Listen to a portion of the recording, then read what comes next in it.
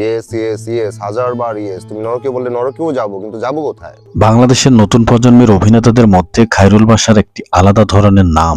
অভিনয় বুদ্ধিদীপ্তি, সংলাপ বলা স্বতন্ত্র ভঙ্গি এবং চরিত্রের বিশ্লেষণের ক্ষমতার কারণেই তাকে অনেকে ইন্টেলেকচুয়াল অ্যাক্টর হিসেবে দেখেন। তবে প্রশ্ন থেকে যায়, কেন তিনি এখনো সিনেমা বা বড় কন্টেন্টে নিয়মিত সুযোগ পাচ্ছেন না? বাংলাদেশের মূলধারার সিনেমা এখনো বেশিরভাগ ক্ষেত্রে নির্দিষ্ট ফর্মুলার উপর নির্ভরশীল। অ্যাকশন, রোমান্স বা স্টার গল্প।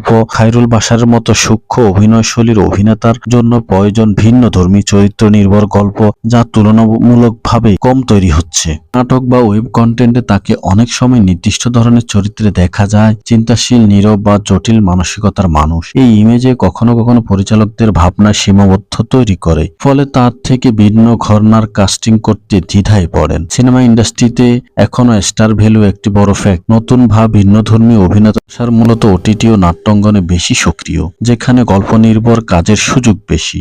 তবে এই প্ল্যাটফর্মে জনপ্রিয়তা বাড়লে সিনেমার মতো বড় দর্শক ভিত্তিক এখনো পুরোপুরি তৈরি হয়নি, তাই তার কাজের প্রভাব কিছুটা সীমিত থেকে যাচ্ছে। ইন্ডাস্ট্রিতে শুধু প্রতিভা নয়, সঠিক সময় সঠিক প্রজেক্টে যুক্ত হওয়াও গুরুত্বপূর্ণ। কিছু ক্ষেত্রে দেখা যায় শক্তিশালী অভিনেতারা ভালো স্ক্রিপ্ট বা বড় ব্যানারের সাথে নিয়মিত যুক্ত হতে পারেন না, এটাও একটি কারণ হতে পারে। খায়রুল বাশারের মতন অভিনেতাদের জন্য ওটিটি হতে পারে বড় সুযোগ। যদিও পরিচালকরা নতুন ধরনের গল্প বিনিয়োগ করেন, চরিত্র নির্ভর সিনেমা বাড়ায়, তাহলে তিনি সহজে বড় পরিসরে নিজেকে প্রমাণ করতে পারবেন।